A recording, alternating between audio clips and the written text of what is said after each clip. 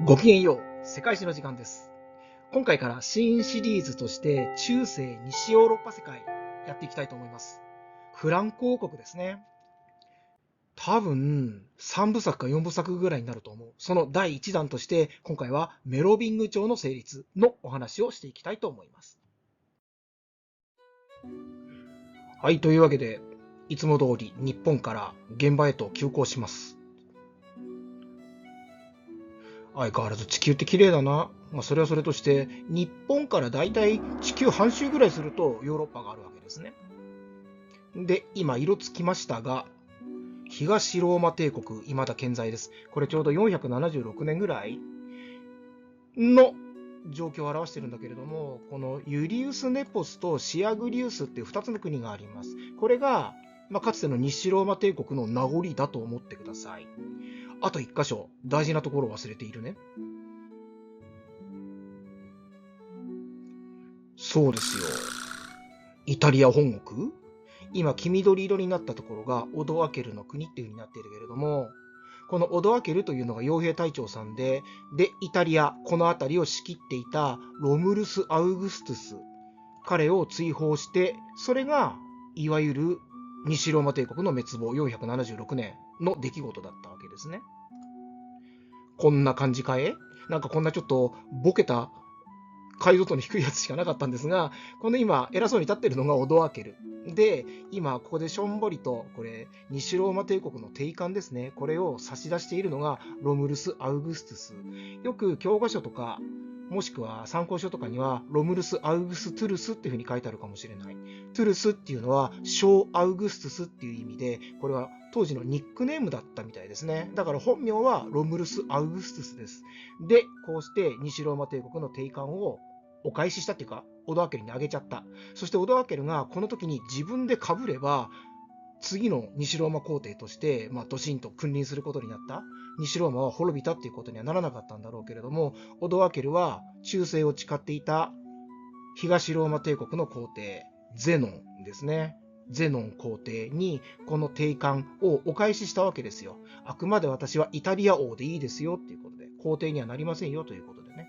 だからこの時をもって西ローマ帝国は滅亡ということに一応はなっているわけですね。でもね、さっき紹介したこのユリウス・ネポスの国っていうのがあったでしょ。でこのユリウス・ネポスっていうのが実は公式に認められた西ローマの皇帝だったわけですよ。さっき追放されちゃった子供だったロムルス・アウグストゥスのお父さんがオレステスっていう人だけど、覚えなくていいよ。ちょっと細かい名前なので。で、オレステスという人がこのユリウス・ネポスを追放しちゃって、で、イタリア半島全土を制圧してしまった。で、自分の息子を勝手にローマ皇帝、西ローマ皇帝にしちゃったのね。仕立て上げたっていうのかな。なので、実は完全に非公式っていう感じ。ほとんどの人、有力な人たちは、このロムルス・アウグストゥスの即位なんてのは認められてなかったわけですよ。だから、オドアケルが討伐隊として送られてきて、で、結局、ロムルス・アウグストゥルス、言いにくいですね、ロムルス・アウグストゥルスは追放されるということになった。だけどね、ユリウス・ネポスはこの後も生き残っていて、実は480年だから、あと4年後っていうことになるけれども、西ローマが一応名義上滅亡したっていうことになってから、4年後の480年ぴったしに暗殺されてしまいます。だからそれまでは西ローマ皇帝っていうのはまだ残っていたんだよっていうことです。プラス、彼がまだ残っている、ユリウス・ネポスが残っている上に、イタリア王となったオドアケルは、東ローマ皇帝を唯一のこのヨーロッパ、ローマの皇帝として認めていて、この辺り、ヨーロッパ全土ですね。ヨーロッパ全土の行政区分というのも、あくまで西ローマの部分というのかな、地域として勘定されています。だから、元老院ってまだ残っているし、例えば執政官、コンスルですね。なんていうのもあるし、というわけで、依然として、実質ゲルマン人たちが支配者層にはなるんだけれども、でも、住んでるのほとんどローマ人だしね、もともとのローマ人だし、なので、行政上はまだ西ローマってそのまま残っていると思ってください。非常に細かい話なんだけれども、実は、完全に西ローマって滅びたわけじゃない。あくまでここはローマ帝国の領域なんです。はい。というわけで、前置き長くなりましたが、今ポンと言って画面中央に出てきた水色のところがフランク王国。今回の主役になります。いかん。そうだ、一つ説明するの忘れていたけれども、ここ、いわゆるシアグリウスの国。これ西ローマ帝国っていうか、ローマ人、シアグリウスというのがローマ人なのね。で、彼がいわゆるその軍司令官として、ここを仕切っていた。お父さんの代からね、ソワソン管区ってまた後で出てくるけれども、このソワソン管区の支配者が当時シアグリウスという人だったと思ってください。で、ローマ人です。なので、西ローマ帝国の名残、ユリウス・ネポスの国と同じような感じで、まだここにもローマ帝国の一部が残っていたよと、それだけ認識しておいてくれたらいいかな。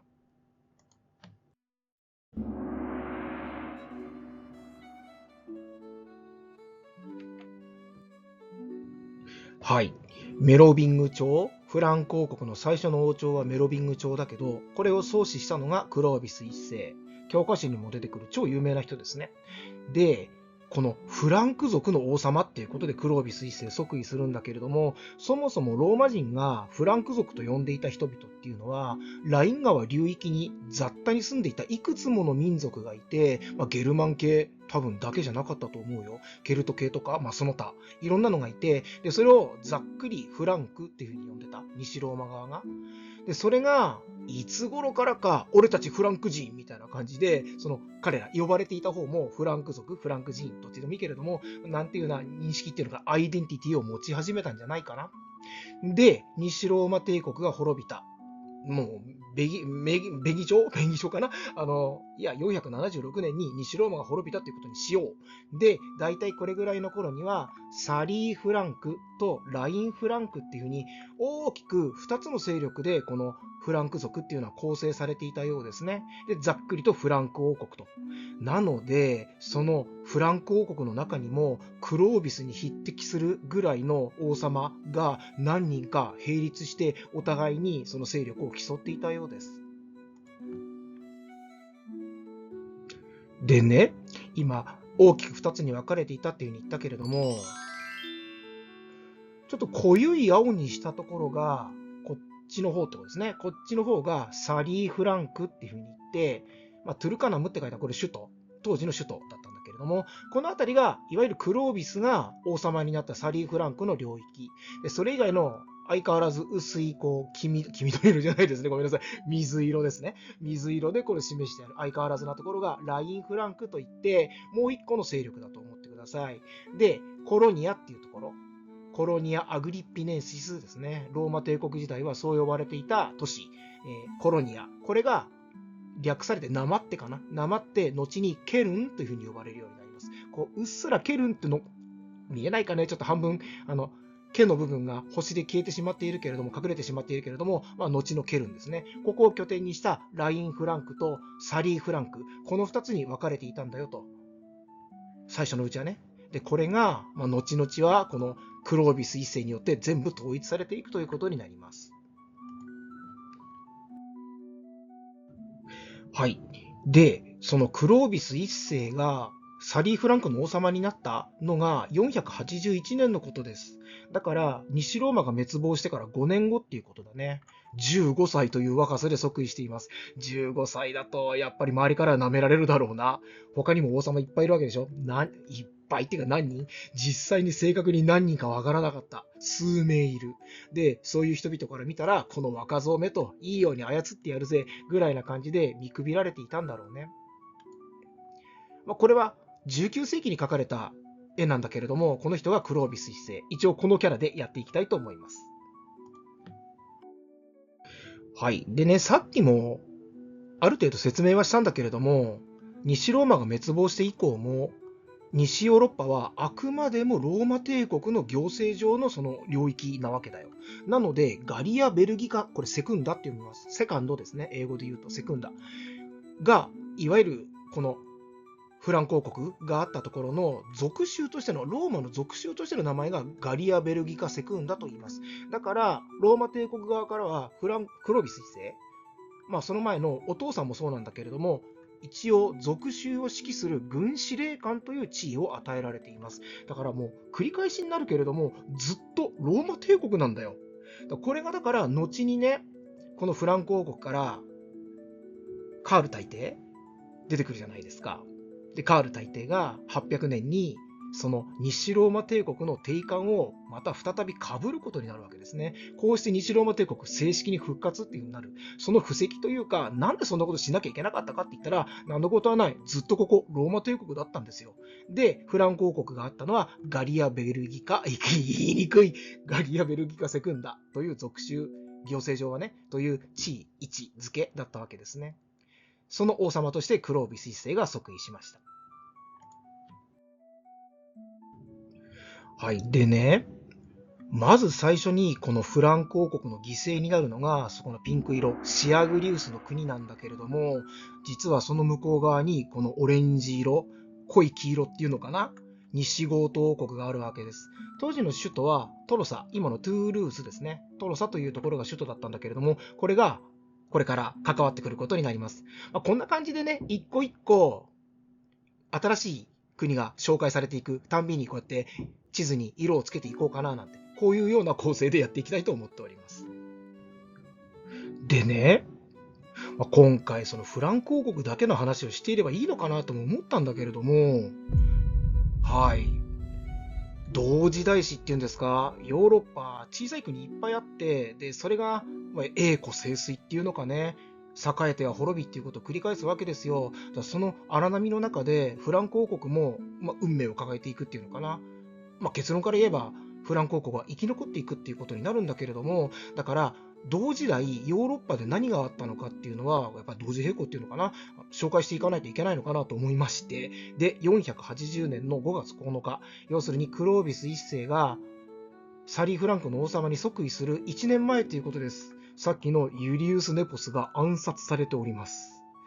で、暗殺された後、その翌年っていうことなんだけれども、つまりクロービスが即位した同じ頃っていうことなんだけれども、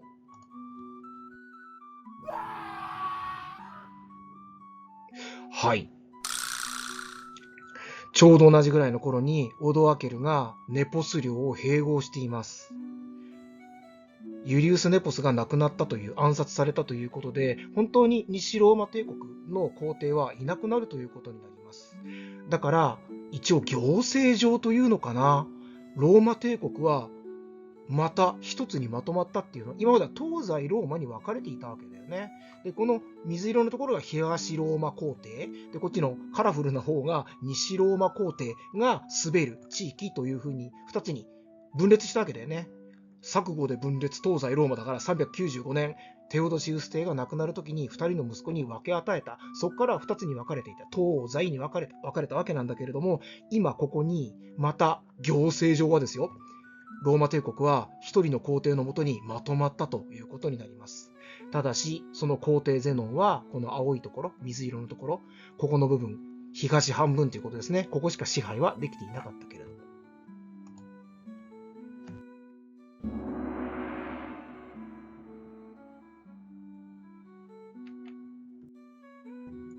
はい。で、今度は486年といきなり5年後っていうことになっちゃうんだけど、実はクロービスが即位してから5年間ってほぼほぼ何も分かっていないようですね。実際クロービスが、じゃあフランク族一つにまとめられたのかって言ったら、そんなこともないです。だから、ちょうど15歳で5年後だから20歳になったぐらいの頃、やっと彼は動き出します。他の王様たち、フランク王ってことだよ。フランク族の王様たちを束ねてというよりは協力を得ることができたんだろうね。で、かつてからの野望の地であったシアグリウスの国、ソワソン管区ですね。ここに軍事侵攻していくことになります。そして運よく勝利しました。シアグリウスの国はこの486年にフランク王国に飲み込まれていくことになります。でね、ここで西ゴート王国が出てくるわけですよ。当時の西ゴートの王様がアラリック2世という人です。シアグリウスはクロービスに負けて西ゴート王国を頼って逃げていくんだけれども、アラリックはクロービスとの戦いを避けます。つまりシアグリウスは、残念ながらアラリックに見捨てられてクロービスに引き出されてしまう。そしてシアグリウスは処刑されてしまうんですね。これが引き出されてクロービス一世の前に出されたシアグリウス。かわいそうにね、上半身裸にされちゃってね、後ろ手にこう縛られているのかな、ひざまずいております。で、クロービスちょっと偉そうです。で、この人がアラリック2世。これも19世紀に書かれた、創造図っていうのかな、こんな感じだったんじゃないですかと。はい、というわけでシアグリウスの国が滅亡します。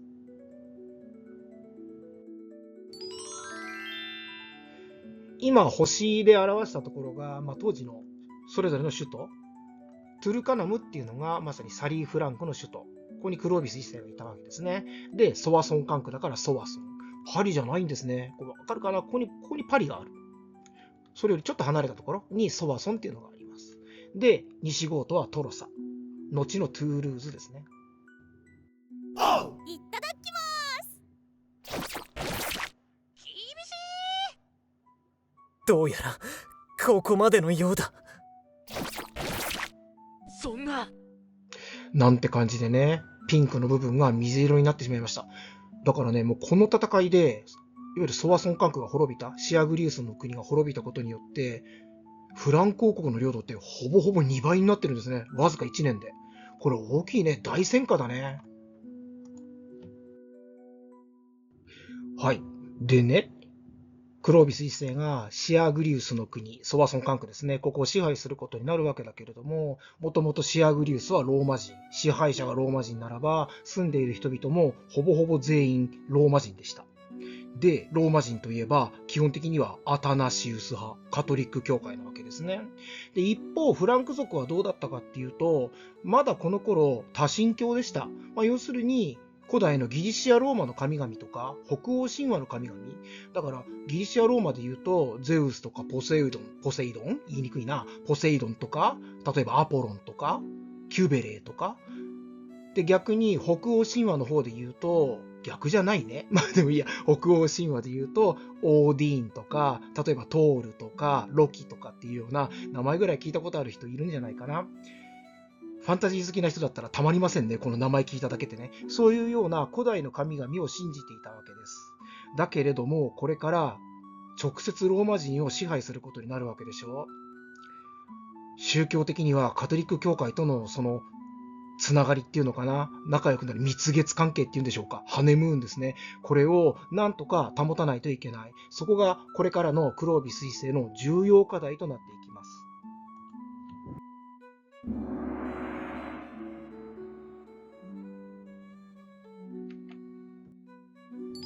はい、というわけで、改めてカトリック教会の重要性ということで、結構これ箇条書きにして長いです。ここいっぱいありますね、こことね、空間がね。で、1行目。帝国が滅びても住民の圧倒的多数はローマ人。これさっきも言いましたね。そしてローマ人はみんなカトリックだと、そう考えていいですよ。アリウス派も結構いたけれども、でも基本的にはアタナシウス派です。はい、というわけで、ローマ人の大半はアタナシウス派の信者ということですね。はい、これおさらいになるけれども、三国の栄光って覚えるのかな。392年にテオドシウス帝がアタナシウス派を国教とした。だいたい392年ぐらいということですね。なので、これ以降、アタナシウス派が正統、カトリックということになったわけです。だから、ほぼほぼ全員、ローマ人はアタナシウス派、カトリックということになります。はい。産業をざっと書いてしまいましたが、そのカトリック教会っていうのがどういう存在だったのかっていうことですね。まずその西ローマで帝国が崩壊していきます。ゲルマンの野蛮人どもが大暴れするわけだよ。略奪とかするわけだよ。で、そういう中で、もうみんなチリチリバラバラになって逃げていく。都市は崩壊していきます。そういう中で、なんとかこのローマ人というののね、秩序を維持するのに貢献していたのが、やっぱりカトリック教会だった。宗教的なその哲学とか、しつけとか価値観とか、そういうものが、いわゆる野蛮人たちの中で、私たちは文明人なんだよと、ローマ人ね。ローマ人、私たちは文明人なんだよということをずっと心の中に留めておくことができたということです。そういった意味で、精神的に完全崩壊しなかったのは、やっぱりカトリック教会があったおかげだった。そういうことなんですね。だからその教会が人々の行動規範を定めていく。この辺ですね。宗教的な規範ということです。で、それはまさに帝国時代から数百年続いていた価値観、そういうものを維持することにつながっていったということですね。で、西ローマったっていささか広うございます。で、その中で、やはり共通の価値観、共通の制度として、教会というのがあった。カトリック教会。これが国際的なネットワーク、これを維持していたわけです。都市が崩壊し、その都市同士のつながりってなくなっていく中で、でも教会はその組織がつながっていたので、全ヨーロッパ的なそのレベルでね、広範囲にね。だからヨーロッパの共通的な価値観っていうのをずっと維持することができたんだよっていうことだね。はい。でね、西ローマの中では、支配者層がローマ人から野蛮人どもに変わっていくわけじゃないか。フランク人とかさ、ブルグント人とか西ゴート人とか、これから東ゴートなんてのも出てくるけれども、そういうふうに支配者層が入れ替わっていく。で、彼らはラテン語じゃない別の言葉を喋っているわけですね。今のドイツ語になるような言葉とか、英語になるような言葉とか、そういうのを喋っていたわけでしょ。だけれども、カトリック教会は依然として帝国の公用語だったラテン語です。これを使い続けることになります。一般の方々はラテン語ってもう理解できなくなっちゃうんだけれども、でも教会の神父さんたち、司祭たちはこのラテン語を使い続けるわけですね。だから学問としての言語としてラテン語は維持できる。維持されていくわけですね。だから帝国時代のその知識とか技術っていうのは、この教会が存続させていくっていうのかな、伝承させていく、そういった意味でも教会ってものすごく大きな役割を果たしました。はい。だからねっていうことなんだけれども、当時、文字の読み書きできる人たちっていうのは、いわゆる知識人っていうのは、いわゆる権力者とかお金持ちとかそういう人たちに限られていたわけですよ。本当に人口の数%しかいなかったわけなんだけれども、そういう人々がいわゆる権威者、知識人と呼ばれる人々で、こういう人々はほぼほぼ大半がアタナシウス派だったということですね。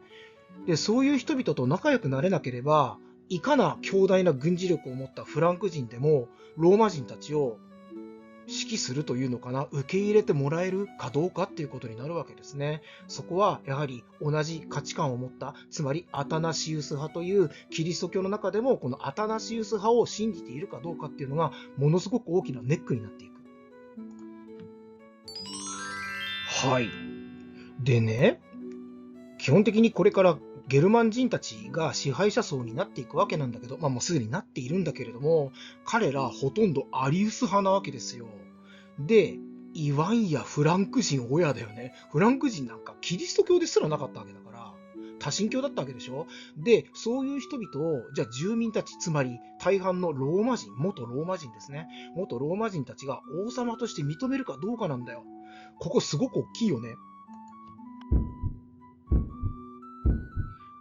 結局ね、安定した統治というのを維持するためには、住民の支持を得なければならない。傲慢な異教徒の王様がいくら命令したって、心の底から、その王様に従おうとは住民は思わないわけですね。だから何かがあった時に、一気に崩壊してしまう可能性は高いわけでしょ。実際、アリウス派だった王様たち、いくつもいました。オドアケルそうだった。で、これから出てくるけど、東ゴートのテオドリックもそうだし、西ゴートのアラリックもそうだった。みんなアリウス派なんですよ。じゃあ彼らは帝国を、王国を維持できたのか？できなかったんだよね。じゃあフランク王国はどうするの？クロービスはどうするの？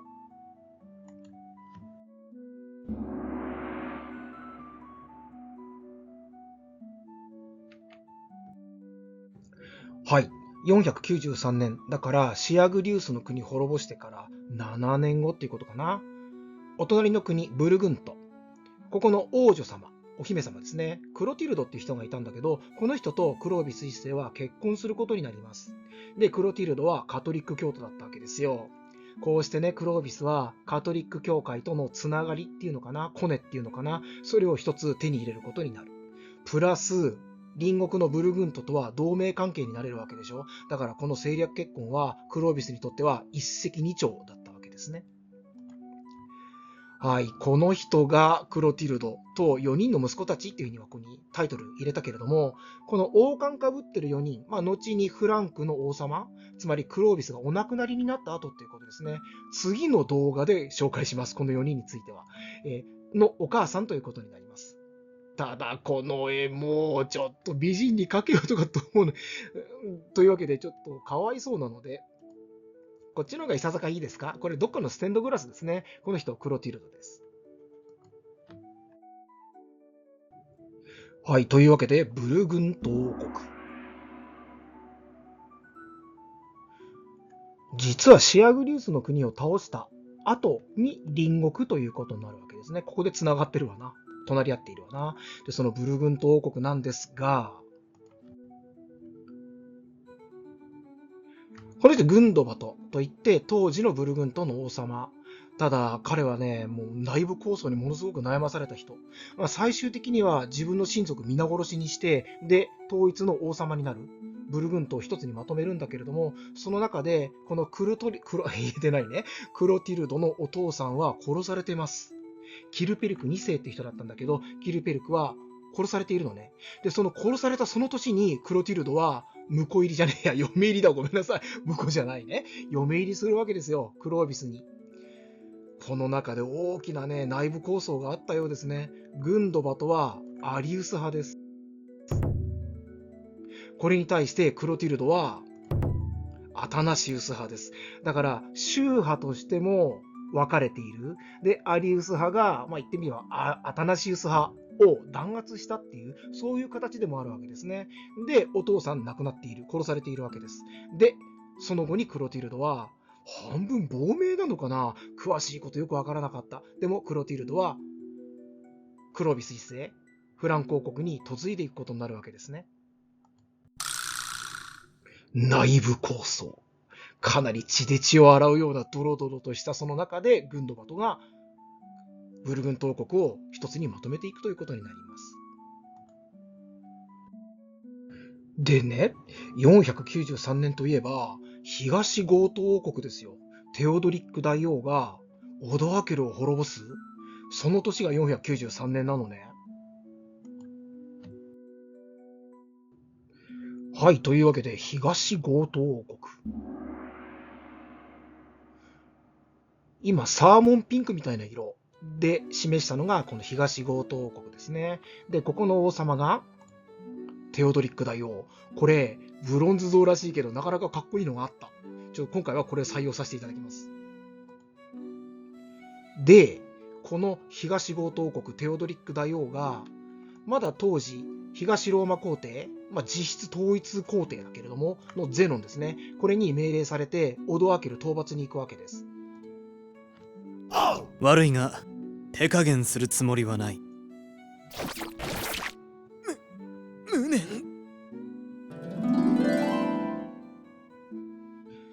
なんて感じでね、オドアケルの国は滅ぼされて、こうして東ゴート王国になるわけなんだけれども、で、この後テオドリック大王はゼノンから副帝、カエサルですね、副帝としての権力を授与されることになります。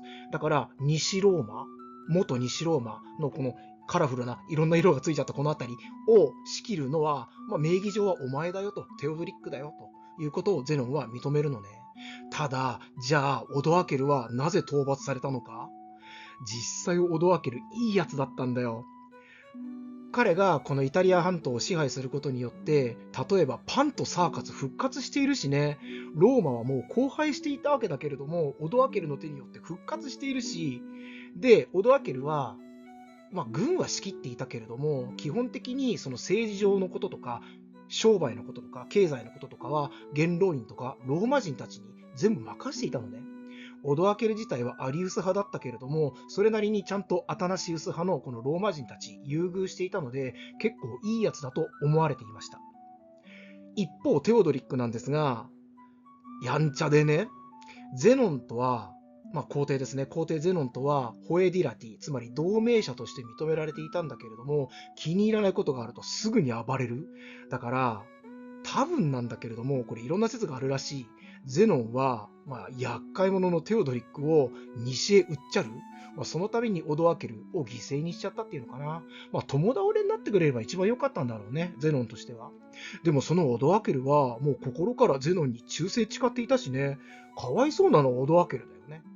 でも歴史的な事実として、この時、テオドリックによってオドアケルは滅ぼされてしまいました。はい。それからまた3年経ちました。496年のことです。今度はアラマン族。またこれもフランクの隣国だったんだけれども、これがラインフランクの方ですね。だからサリーフランクじゃなくてラインフランクの方に侵攻してきました。だからラインの王様はクロービスに援軍を求めるわけです。で、実際にクロービスも前回のシアグリウスの国を叩いた時に協力してもらってるってのもあるので、応じるわけだな。で、実際に軍を進めていくんだけれども、トルビアックの戦いっていうので、逆襲されてしまいます。アラマン族にやられちゃうの。一方的にやられたらしいな。で、かなり大混乱になったんだけれども、この時にクロービスはイエスに祈るんだよ。というのもね、もともとクロービスは多神教だったわけでしょ。フランクが多神教だった。で、クロティルドと結婚してからもう再三再四、あんたキリスト教に改宗しなさいよと。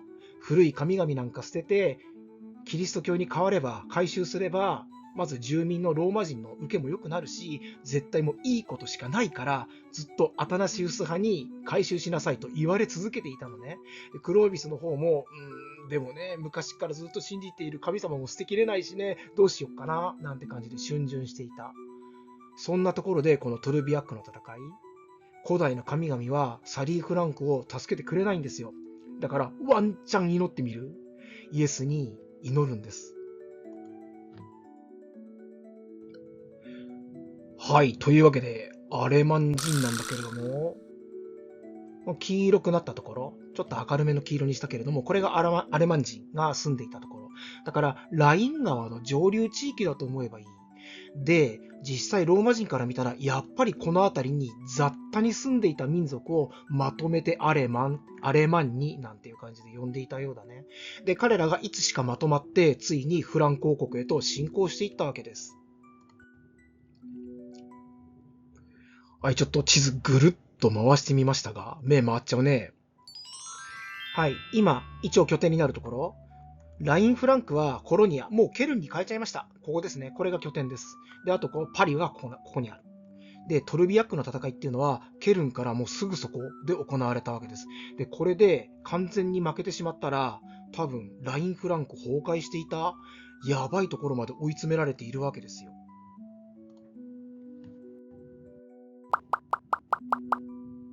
やばいな、こりゃ。ひねり潰してくれるわ。これは強敵だな。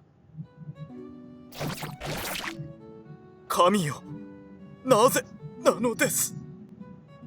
なんて感じか。このシギベルトっていうのが当時のラインフランクの王様だったのね。で、この人がだから支援をクロービスに求めて、ハセ参じたんだけど、返り討ちにあってしまったと。そんな状況です。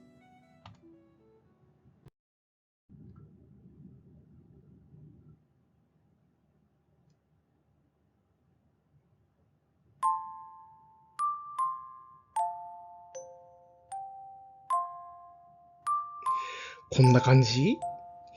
天に祈るわけですよ、イエスに。そうすると、これ多分イエスなんだわ。イエスが天使連れてやってきた。で、クロービスは天を仰いでいる。で、ここにね、多分王様の冠なんだろうね。同じもの被ってるでしょ、ほら。で、これ、ラインフランクの多分シギベルトだと思う。この戦いの時にシギベルトは膝をやられたらしい。足、怪我してるんですね。大怪我してるんですね。だからぶっ倒れて、今抱かれている。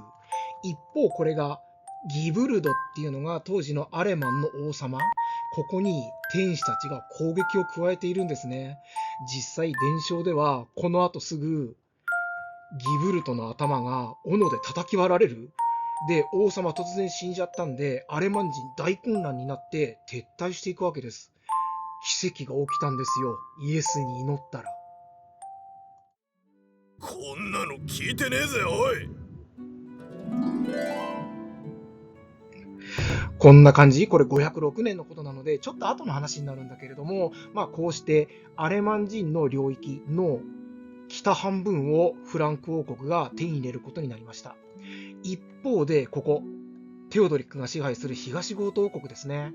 アレマン人たちの多くが東ゴートのテオドリックに助けを求めたわけです。なので、テオドリックの保護下に入った。今ここ黄色とサーモンピンクの斜線にしたストライプにしたところ、ここまではクロービスも手が出せなかったんですね。だからアレマン人の領域はこの時は北半分だけ手に入ったということです。そして南半分はテオドリックの保護下に入ったと。こういう状況を示しています。はい、というわけで約束です。カトリックに改宗します。従者3000人を連れて一斉にカトリックに改宗する。で、実際ね、従者たちもね、そんなに抵抗しなかったみたいだな。喜んでってことではなかったんだろうけれども、カトリックになりますよって感じで。場所はランスというところです。これが、洗礼式。なんかこう、お風呂に使ってるな。お風呂に使って聖油をかぶせられて、聖レミギウスという人がこの時に洗礼式を行ったそうですね。こんな感じで、これルネサンス期の絵なのかな、どうも顔が無表情でね。それはそれとして、こんな感じで洗礼式が行われたそうです。はい。というわけで、ランス。どこにあるかですね。ちょっと新しい試みとして、今これ白くわかるかな、こう縁取りで輝かせてみました。これ現在のフランスの国境。大体この辺がフランスの領土ですね。で、これに対して、現在の首都のパリとランス、ここにあります。はい。で、ランスのノートルダム大聖堂、ちょっと接近してみましょう。超有名なゴシック建築。ちょっとね、ウィキペディアにいい感じの写真集があったので、これ後ろ側から見たやつ。これ正面玄関ですね。玄関じゃないか。正面があって、で、内側のステンドグラス、すごい美しいですね。で、実際、ここでクロービス1世が洗礼式を挙げたので、っていうか、これは12世紀以降に建てられたものなので、以前はもう少し、しょっぱいって言ったら怒られちゃうかな。もう少しなんかみすぼらしいものだったようですね。で、ゴシック建築の非常に立派な建物に数百年かけて生まれ変わっていったわけです。で、このノートルダム大聖堂がクロービスが洗礼式を挙げたところということで、歴代フランス王はここで戴冠式を挙げる。洗礼式じゃなくて戴冠式ね、王様になるための儀式ということです。有名なのが、これですよ。シャルル7世。ジャンヌ・ダルクに率いられて、シャルル7世がこのランスで戴冠式を挙げた1429年だっけか、有名なエピソードがありますね。はい。でね、これ非常に大きくって、これからもうクロービスっていうかフランク王国はカトリック教徒ということになるでしょう。そうすると他のゲルマン民族、要するにブルグントであるとか西ゴートでも東ゴートでもいいけれども、みんなアリウス派なわけですよ。異教徒なわけですよ。で、もしくは他の民族で、例えば古代の神々、ギリシアでもいいし、エッダでもいい、北欧神話でもいいし、その他の神々、キリスト教以外の神々を信じている人々に対して、いわゆる聖戦、これは聖なる戦いであると、これを主張して、いわゆるカトリック教会を後ろ盾にしながら戦えるっていうことですね。これすごく大きいでしょ。プラス、ガリア南部で人口の大半を占めるローマ人、これが、アリウス派から、アリウス派じゃないね。ごめんなさい。アタナシウス派ですね。アタナシウス派に改宗したクロービス、フランクに対しては非常に好意的になってくれる。協力的になってくれると。これも非常に大きいよね。そうなんです。ちなみになんですが、この南ガリア、フランス南部って言ってもいい、フランス全域って言ってもいいけれども、実はゲルマン人の人口ってローマ人のわずか 5% しかいなかったんです。で、残りの 95% のローマ人が大半がアタナシウス派だったわけでしょ。これものすごく大きいよね。一方、ローマカトリック教会ですね。クロービスがアタナシウス派に改宗したことによって、十分大きな軍事的な後ろ盾という意味で、にわかにこのクロービスが注目を集めることになります。ローマカトリック教会、どうして後ろ盾が、いわゆる軍事的っていうのかな、そういう後ろ盾が必要だったのか。ちょっとそんな話、結構詳しめに解説してみたいと思います。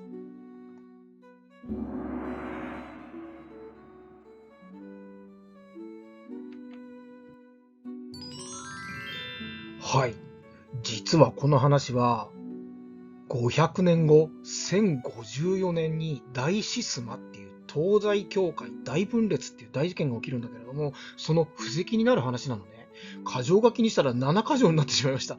順を追って1行ずつ説明していきたいと思います。まずは、この451年、50年くらい前の話になっちゃうんだけれども、カルケドン公会議というのがあって、そこで単聖説という、キリスト教の中の教派というのかな、主義主張の一つが異端とされて追放されることになりました。で、この単性説については以前の動画で結構詳しめに説明をしているので、おさらい程度に一応その部分スライドを表示したいと思います。せっかくなので以前紹介した4つの宗派、アタナシウス派、アリウス派、ネストリウス派、そして単性説ですね。もう一度ここで表示しておきます。確認したい人はここで動画1回止めて読んでください。10秒ぐらいここに出しておきます。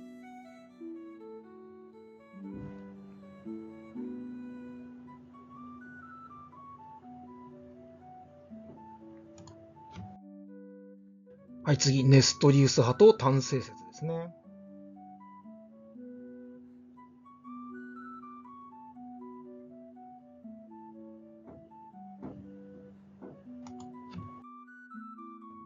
はい、というわけで、カルケドン公会議で単性説が異端とされて追放されました。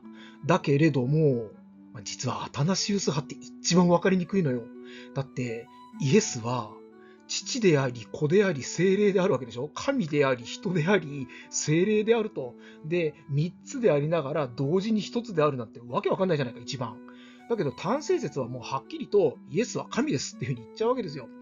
受肉された、つまり生まれた時に、その人性、人としての性質は神性、神としての性質に吸収されてしまったので、もう人性は残ってないよ、神様なんだよっていうふうに言ってるのが単性なんだよね。3つじゃないんだよ。2つでもないんだよ。1つなんだよ。だから単性なの。わかりやすい。なので、カルケドン公会議でアタナシウス派が、いわゆるその政治闘争で勝ったわけだよね。で、単性説は異端とされたわけなんだけれども、その後でも、アレクサンドリア、エジプトですね、とか、アンティオキア、シリアの方ですか？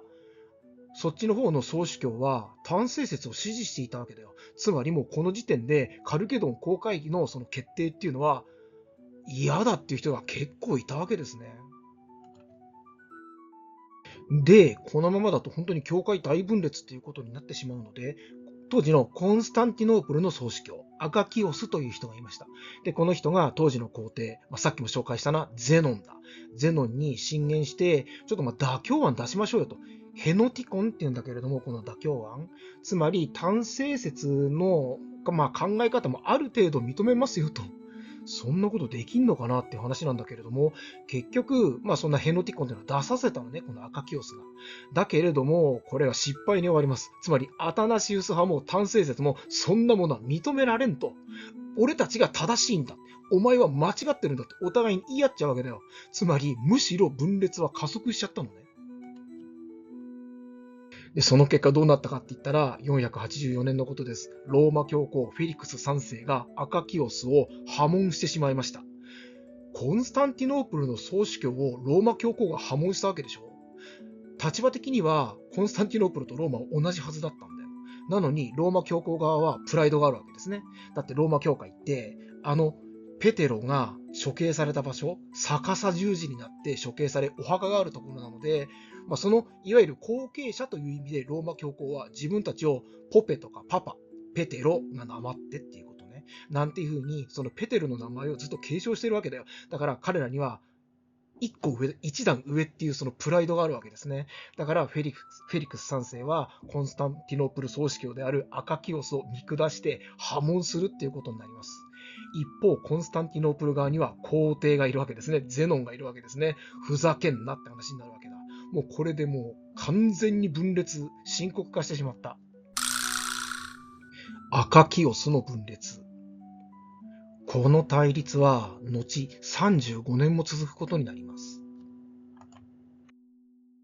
一応35年後に妥協案というのかね、お互い仲良くしようかっていうことになって、一度対立は止むんだけれども、もうこの後もずっとしこりは残り続けて、結局1054年、もうお別れよ。お互い、つまりローマとコンスタンティノープルの総主教と教皇がお互いに破門し合うというようなことになって、もうここからはもう完全分裂。これがいわゆる大シスマ、教会大分裂っていうことになるわけですね。でね、カルケドン公会議の、いわゆる決議をこれを拒否した勢力、さっきのアレクサンドリアとかアンティオキアとかこの辺りを中心とした教会は後、これ以降ね、東方諸教会、非カルケドン派なんて言い方をするんだけど、と呼ばれて今も残っているそうですね。だからキリスト教って全然一枚岩じゃないんだよ。というわけで分裂しちゃいました、教会。なので、ローマカトリック教会としても、ゼノンに匹敵する、皇帝ゼノンに匹敵するような大きな軍事的後ろ盾が必要になってくる。そんな中で、このクロービスが脚光を浴びることになるわけですね。今ね、ここで8で506年アラマン族が出る。これさっき話したところです。フランクに半分併合されたっていう話。506年なので、ここで紹介しています。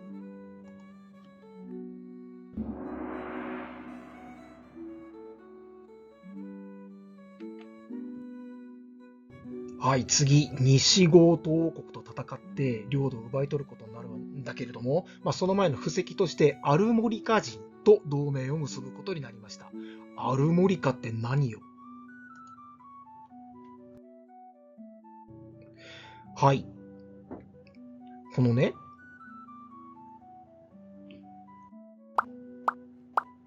今パッパッパって言って輪っかで示したところがアルモリカと当時呼ばれていたところ、現在はブルターニュ半島と呼ばれています。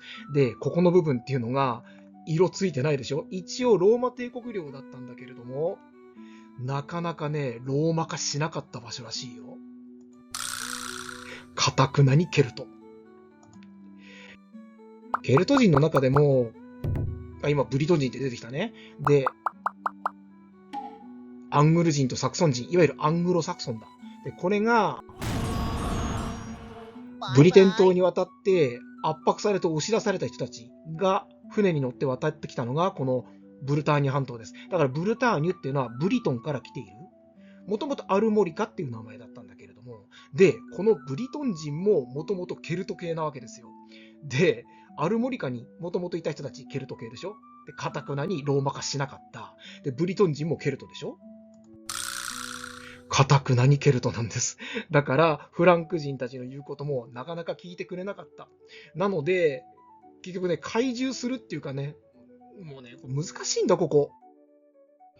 というのも、歴史地図いくつかあって、調べてみたんだけどもね、さっきのブルターニュ地方、ブルターニュ半島だけれども、が、フランクの領域になっている地図となってない地図があるのね。で、これ AI にも聞いてみた。よくわかんねえっていうわけで、アルモリカについては、一応同盟という形にして、ハントには加えていません。とにかく、じゃあなんでアルモリカとここで妥協案っていうのかな、同盟を結んだのかって言ったら、その次のここなんですよ。西ゴート王国から領土を奪おうと。ローマ時代はアクイタニアと呼ばれていたところです。で、ここに住んでいる元ローマ人たち、また西ゴートもアリウス派だから、アリウス派の西ゴート族だから、彼らを追い出して、アタナシウス派のフランク人に支配されたいっていうふうに要請があったわけですね。だからこれが大義名分になっています。なので、珍しくフランク族が、野蛮なフランク族が、ここでは略奪やってません。本当によくわかんないんだけれども、やってたかもしれないけれども、とりあえず大義名分としては略奪禁止だったそうですね。現地のローマ人の要請で、アクイタニアに侵攻を開始します。これが507年のことです。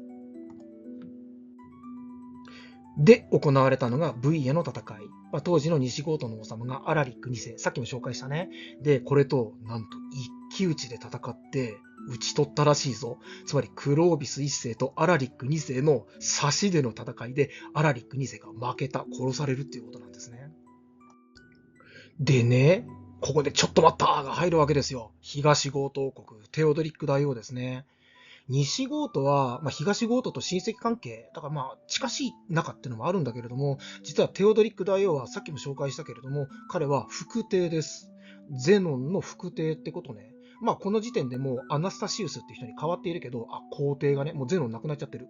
で、変わっているんだけれども、でもテオドリックはそこにも忠誠を誓っていて、副帝カエサルだったわけです。だから、西ローマの秩序を守らなければいけない。急速に巨大化していく、このフランク王国。クロービス1世に対して、で、ついにアラリック2世もやられちゃうわけですよ。だからなんとかここで懐柔というか、お互い仲直りしろよと、もう戦争をやめろよぐらいな感じで、クロービスを説得にかかるんだけれども、聞きゃしねえ。さすがフランクって感じだな。で、西ゴートに襲いかかって、実際に領土を奪い取るわけでしょ。だから介入に入ります。で、この時点でのテオドリック大王とか東ゴート王国の動向だね。ベーンって言うと音大きいかまあいいや、バンダル王国忘れてました。これ登場します。で、それぞれの首都今ピカピカと星印で光らせているけれども、このバンダルは独立宣言して西ローマからは早々ともう独立を勝ち取っている。だけれども、この頃もう全然落ちぶれていて、実は西ゴートの超公国になってるのね。で、西ゴートはまだこっちが西ローマ側の行政区分に入っているので、バンダルはもう間接的に西ゴートに支配されちゃってる感じ。で、今、支配者、トラサムンドという人が当時のバンダルの王様ね。で、テオドリック大王がいて、で、クロービスでしょ。で、アラリックでしょ。で、ブルグンドのグンドバと。なんて感じで王様たちが並んでる。プラスもう一個出てきます。テューリンゲンというところ。ヘルミニフリドゥスっていう人がこの王様なんだけど、ちょっとごめんなさい。絵がなかった王様の。で、なんでこれを出したかっていうと、これもゲルマン人の一派です。で、それぞれみんなゲルマン人でしょ。で、彼らに対してテオドリック大王は自分の娘とか姪っ子を、政略結婚だな、奥さんとして送っていって、まさに西ヨーロッパのゲルマン民族の盟主としての立場っていうのを確立していきます。まずはこのクロービスの妹ですね、アウドフレダ。この人をまずは嫁さんとしてもらう。これ493年のことです。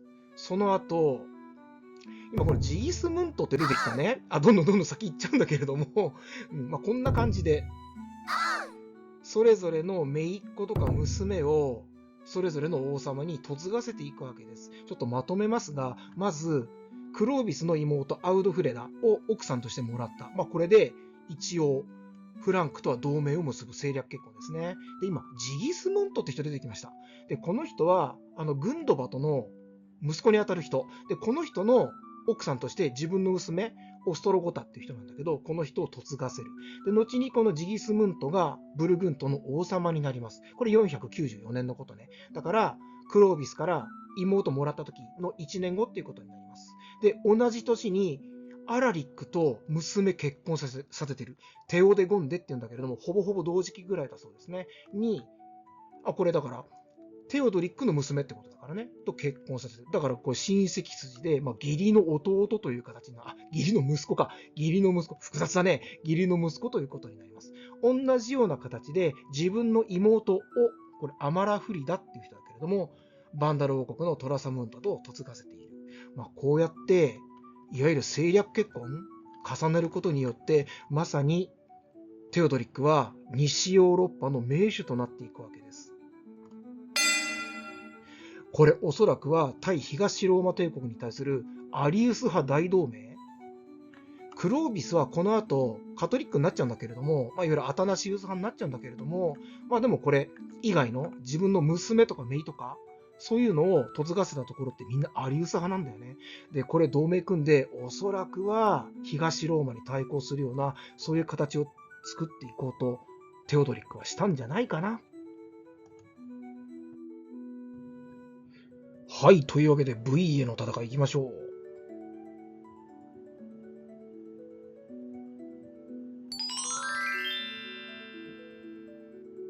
強い敵ほど戦いがいがあるというもの。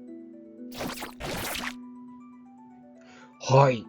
これがまさにその V への戦いで一騎打ちをやっているシーンらしい。で、これも血出ちゃってるの見えるかな？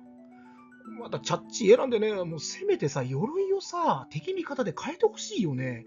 わけわかんないじゃん、これじゃない。それとして、多分これ冠被っているので、これが王様なんでしょう。で、クロービスがザクッとアラリック2世の首に多分ナイフかなんか刺してるんだろうな。こうして決着がつきました。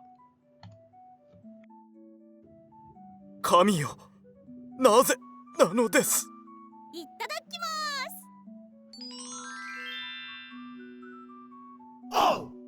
はい。というわけで、アラリック2世やられちゃった。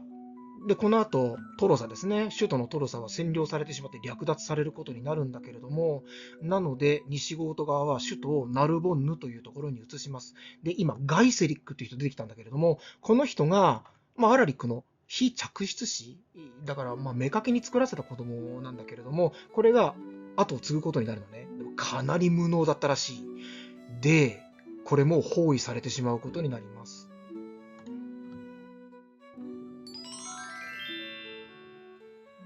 やばいな、こりゃ。いざ参る。バカだ。なんて感じかな。というわけで、ナルボンヌが包囲されてしまったので、ガイスリックはこのバルセロナというところまで撤退していきます。で、ナルボンヌ取られそうになるんだけど、そこにテオドリックが入ってくるわけですね。で、勝っちゃうわけだな。で、撃退するわけだよ。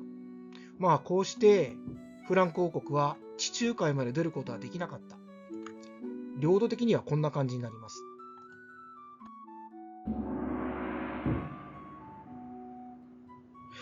はい、こんな感じで、ここの部分、これプロバンス地方っていうけども、プロバンスについては東ゴートが持ってった。で、ここセプティマニアっていうんだけれども、この地域、南フランスの一地域ですね。地中海に面しているところ。ここは西ゴートが守りきったというより、テオドリックがクロービスを追い払ったので、ここは守りきれたっていうことで、テオドリックのおかげなんですね。一方で南フランスのこの辺りはフランク王国が占領します。ただし、ここストライプにしておきました。バスコニアというところです。で、ここも歴史地図によってはフランク色になっているところと、フランクから排除されているところと、その2つの地図があるのね。で、どっちかなっていうんで、妥協案としてストライプにしといた。バスコニアにはバスコン人という人々が住んでいます。で、この人たちはもともとバスコ地方、このスペインと、現在のね、スペインとフランスの国境地域に住んでいた。ローマ時代から。で、やっぱり堅くなにローマ化しなかった人々。独自の文化を維持していた人々。で、西ローマが混乱期になっている時に、だいぶこの辺りまで勢力を広げていたようですね。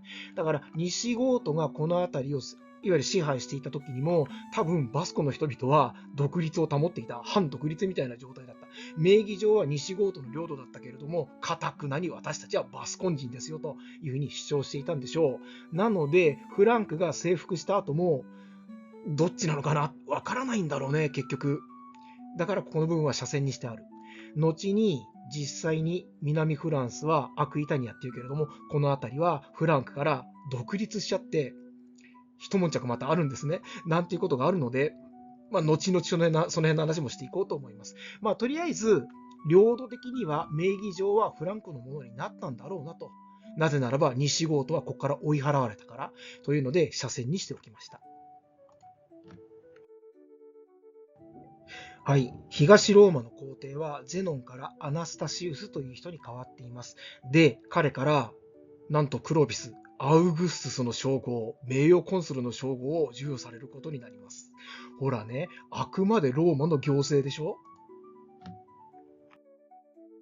実はこの後に及んで、まだクロービスと同じくらいの地位にあった王様たち、フランクにいたんですね、何人か。で、こういう人々、本当にもう晩年なんだけれども、一人一人関係によって抹殺していきます。こうして、やっとフランクはクロービス一世のもとに一つにまとまることになるわけですね。で、メロビング朝が成立することになります。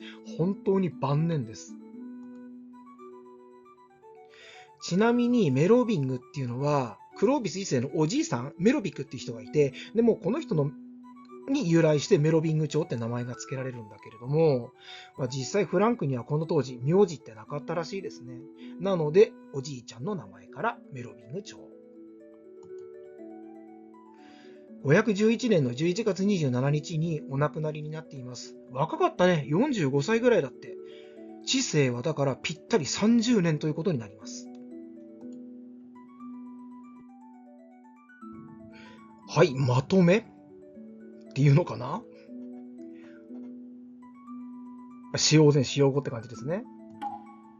まず、これ481年にクロービス一世が即位した時の勢力図。これが、こう変わったと。